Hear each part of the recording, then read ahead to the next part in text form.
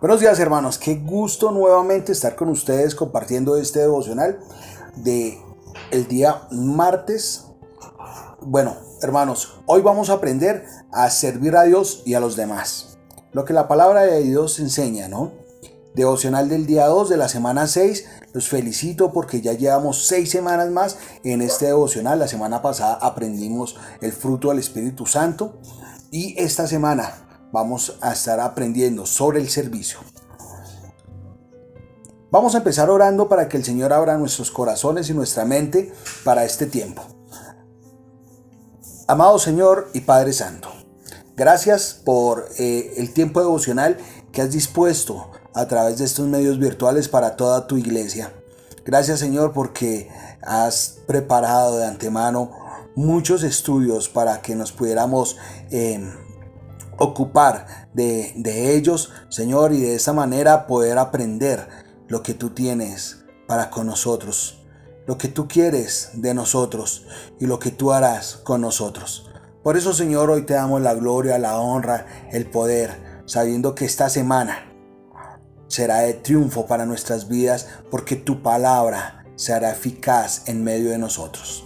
Gracias, Señor, por esta iglesia de Aposento Alto y las personas que ven este devocional. Gracias por la iglesia de Torre de Refugio, Aposento Alto, por los líderes, Señor, por los hermanos, por todos aquellos que se han comprometido en esta obra.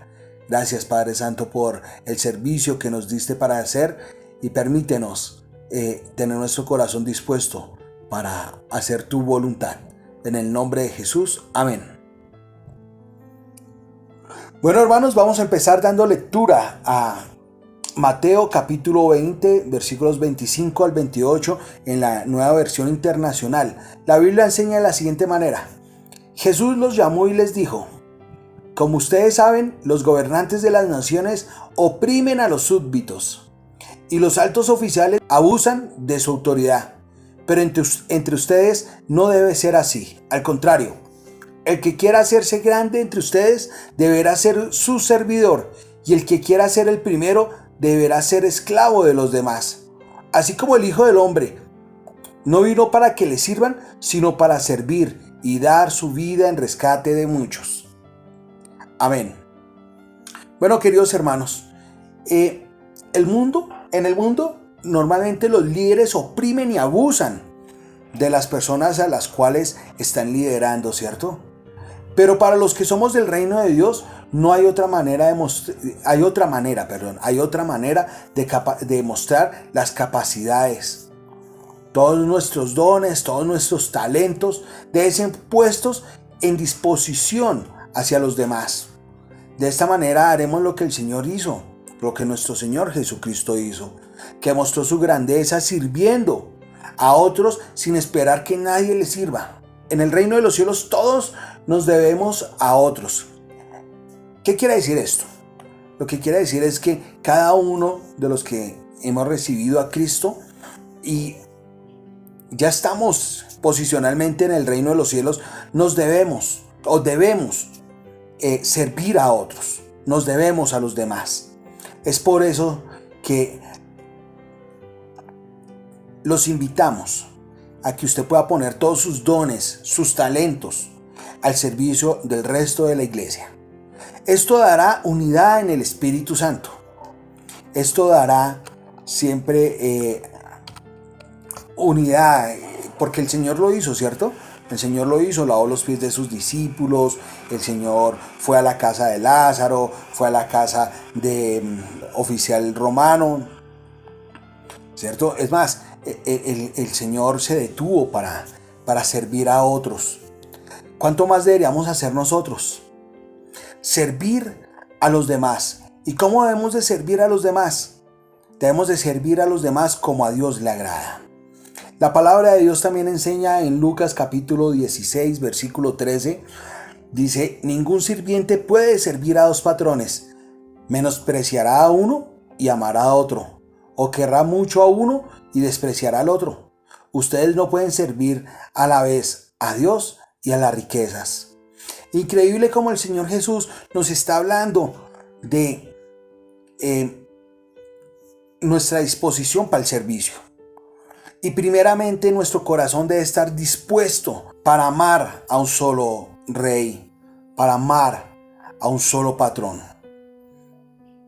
¿Quién es la persona que gobierna tu vida? ¿Quién es la persona que dirige tus asuntos?